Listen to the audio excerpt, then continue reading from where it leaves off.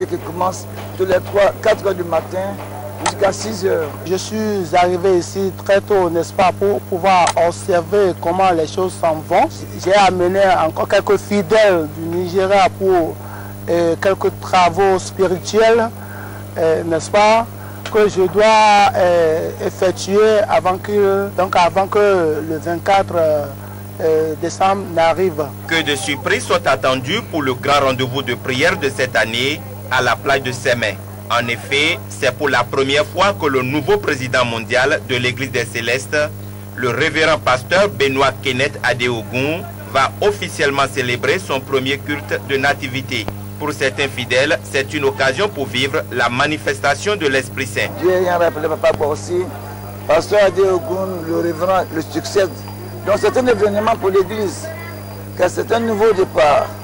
Donc il faut absolument être là pour voir comment la puissance du Saint-Esprit va travailler après nos deux papas qui sont un peu les piliers de l'Église, voyez-vous. Il y aura de grandes surprises parce qu'il y a des curieux. Les gens qui ne le connaissaient pas, tous sont arrivés, les gens viennent de partout pour le connaître. Déjà nous avons la délégation du Tchad, la délégation du Congo, les gens sont venus de la Chine, parce que les gens ne le connaissent pas. Les gens veulent le connaître. Actuellement, tout est fin prêt. En quoi les organisateurs, les jeudis et vendredis prochains, la plage de Sémé sera une fois encore bondée de monde pour la prière commémorative de la naissance du petit Jésus. Les problèmes de développement de la ville de Boycon au cœur d'une rencontre d'échange ce mardi. Nazer Sado, consultant international en finance, a rencontré les chefs de village et de quartier pour partager avec eux de nouvelles stratégies à adopter pour amorcer le développement de leur localité. C'était dans l'enceinte de l'arrondissement d'Avogbana. Terence Belou et Deron Kwevi pour le compte rendu. Un homme d'enceinte du président de l'ONG Rayon du Soleil parmi les siens, le consultant international en finance natif de Boycon a décidé cette fois d'orienter autrement ses actions de développement à la base. Après plusieurs réalisations inscrites à son compteur depuis 6 ans, Nazer Sado a décidé de mieux appréhender les problèmes qui freinent l'essor de sa ville natale en rencontrant les 50 chefs de quartier de village de la 4e ville du Bénin. Ces derniers ont décidé de soumettre à leur hôte les problèmes cruciaux que rencontrent leurs localités respectives. Pour Nazer Sado, le développement est une question d'homme et il s'agira d'accompagner ses élus locaux à la base. Le réel processus de développement se trouve à la base. Et c'est pour cela qu'on a décidé de rencontrer les acteurs de développement à la base.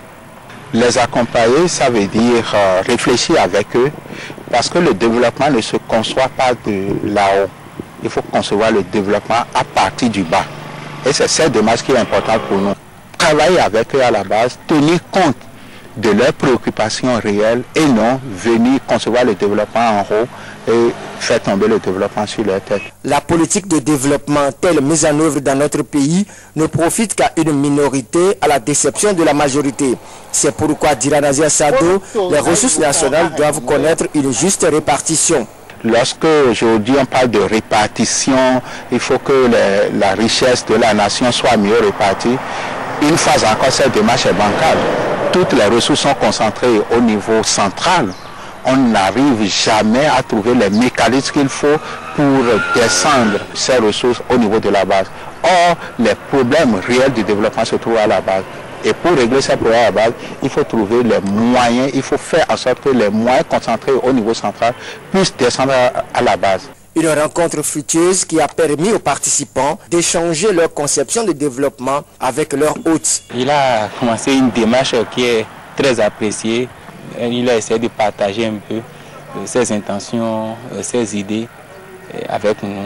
Si ça a du développement, nous sommes quand même prêts à l'aider. Quiconque viendra nous parler de développement, parce que nous sommes là pour le développement. Des propositions d'idées de développement qui seront concentrées dans un document pour une remise officielle à l'autorité locale. Elles sont au total 9 communes à bénéficier du projet d'appui psychosocial des enfants victimes des inondations au cours de l'année 2010. 2 semaines durant, la structure Plan Bénin a formé plusieurs psychosociologues dans le domaine de l'aide aux enfants victimes des inondations. À l'hôtel Nefu à Boycon ce mardi, ils ont montré à travers des sketchs toute leur capacité à porter secours aux tout petits. Arnaud Dominique Amoussou, UDR Rompevi. Revu au concept béninois, le dispositif itinérant d'appui psychosocial est une résultante du dispositif de prise en charge des enfants en situation d'urgence. C'est une nouvelle approche centrée sur la santé mentale et le développement intellectuel de l'enfant dans le contexte de la crise. Après avoir remercié les partenaires pour leur appui, le représentant des maires des communes d'intervention des projets va attirer l'attention des uns et des autres sur une triste réalité. Nous délibérons en leur nom, les enfants, et puis on fait tout en leur nom, sans qu'eux-mêmes n'aient la possibilité de dire quelque chose. Alors il s'agira pour nous, adultes, de jouer le rôle le plus impartial possible, et puis pour que, à terme, ces enfants-là puissent non seulement se souvenir que pendant qu'ils étaient enfants, il y avait des adultes qui avaient eu le cœur mou, et qui avaient pensé qu'eux, ils avaient aussi le droit de vivre et de devenir comme eux. Hélas, ce n'est pas toujours le cas aujourd'hui. Pour le représentant résident de Plan Bénin, initiateur du dispositif, le projet vient à point nommé corriger une défaillance. J'ai vu des situations où il y a des enfants de 13 ans, 14 ans qui apportent le pain à la maison. Quand je dis qui apportent le pain à la maison, ça veut dire que c'est eux qui apportent quelque chose aujourd'hui pour que toute la famille mange.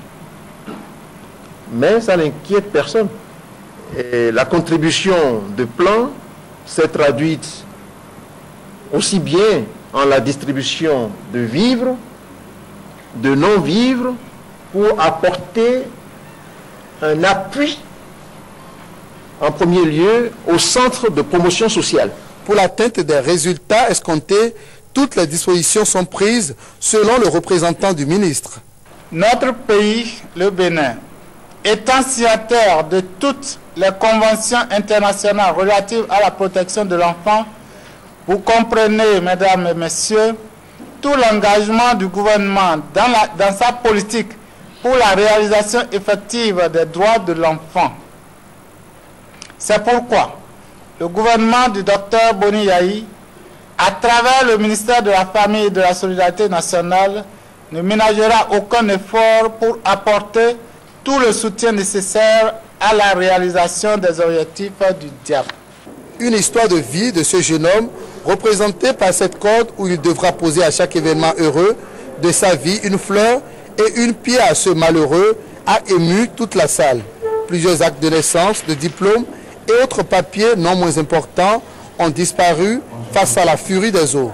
D'où la nécessité de mieux et de vite secourir les plus vulnérables, les enfants. Les membres du comité communal de lutte contre le sida du Parakou ont organisé lundi dernier dans les rues de la ville une caravane des conducteurs de taxi-moto et des personnes vivant avec le VIH-Sida. L'objectif de la caravane était d'interpeller à nouveau la conscience des populations sur la pandémie du sida. Franck Romain Santana, Moufid Sabouran pour le reportage.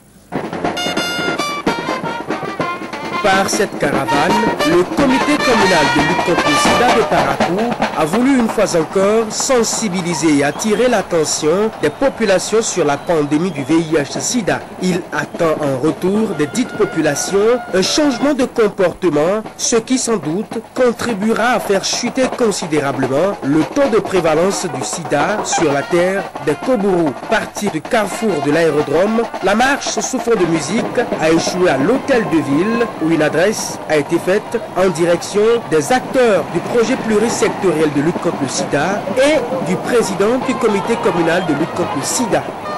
Barry est parti, mais j'espère, si le vieux est encore là, il ne faut pas qu'il pense qu'il est parti, qu'il pense toujours comment, d'une autre forme encore, intervenir dans la commune de Parakou, particulièrement pour les associations de personnes vivant avec le VIH. À son tour, le président du CCLS, Parakou, s'est dans un premier temps réjoui de la mobilisation et de l'engagement des uns et des autres. Il a par ailleurs exhorté les populations à des comportements responsables pour freiner la propagation du mal. Nous avons compris que le VIH-Sida pose un réel problème de développement. Une population, une commune, ça c'est bras valide, ne saurait relever les défis de développement qui s'opposent à elle. Moi je vous invite, chacun et tous, à aller connaître son statut sérologique. C'est le point de départ. Il faut signaler que cette marche s'inscrit dans le cadre de la célébration de la 23e édition de la Journée mondiale de lutte contre le sida. Voilà, toutes nos excuses pour la qualité des images. Le ministre en charge des petites et moyennes entreprises et de la promotion du secteur privé a procédé ce mardi à l'installation du bureau de la Fédération nationale des micro, petites et moyennes entreprises et industries du Bénin. Au nombre de 11, ces membres du bureau vont au cours des 2 années à venir contribuer au renforcement des capacités des acteurs de ce secteur. Rachida Daounou, Clarisse Dassi. Permettre aux micro-entreprises d'être bien gérées et d'avoir un fonctionnement optimal. C'est l'objectif que vise le ministère des petites et moyennes entreprises et de la promotion du secteur privé en initiant le présent atelier de renforcement de capacités au profit des membres des groupements à vocation coopérative du département de l'Atlantique. Selon Clément Dotou-Degbo, pour toute entreprise, la non-maîtrise des outils de gestion par les responsables et même par les membres est souvent source de mauvaise planification, de non-tenue de la comptabilité régulière, d'assemblée générale, d'absence de suivi et d'évaluation. Des insuffisances que ce département ministériel a décidé de corriger, raison pour laquelle il a opté depuis quelques mois pour la formation des micro-entreprises en matière de gestion. Pendant 3 jours, le formateur vous entretiendra sur les sous-thèmes ci-après. Les outils de transparence dans une micro-entreprise, les outils de programmation dans une micro-entreprise, les outils de comptabilité dans une micro-entreprise, le suivi des activités dans une micro-entreprise, l'évaluation des activités au sein d'une micro-entreprise, la tenue de réunion du conseil d'administration d'une micro-entreprise, la tenue des assemblées générales au sein d'une micro-entreprise. Au terme de cet atelier, chacun de vous devra être en mesure de maîtriser les différents outils désormais à sa portée.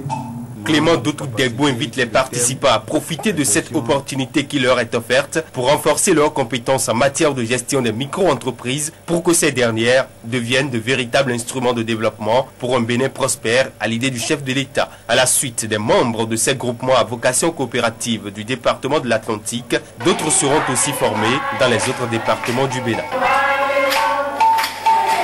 Les membres de la Chambre de commerce et d'industrie du Bénin étaient en conclave mardi dernier à Niki, une rencontre qui entre dans le cadre des sessions ordinaires du comité directeur de l'Assemblée consulaire de l'institution.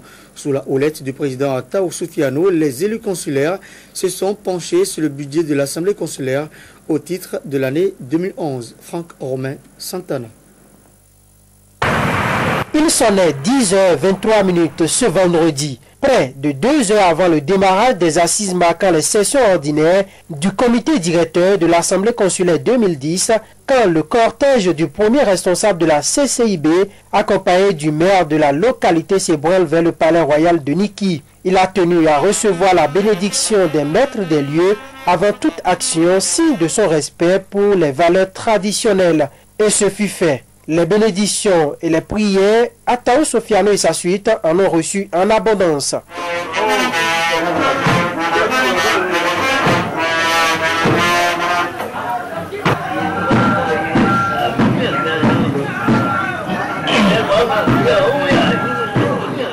Le président de la CCIB peut maintenant repartir. Ragayadi est confiant puisque le bref séjour qu'il venait de s'offrir au salon d'honneur du roi était très fructueux. Nous sommes venus au palais royal de Niki pour recevoir la bénédiction. La bénédiction de la cour royale, la bénédiction de l'imam de la mosquée centrale de Niki, pour qu'il nous donne l'autorisation de pouvoir travailler dans la sérénité et pour prier.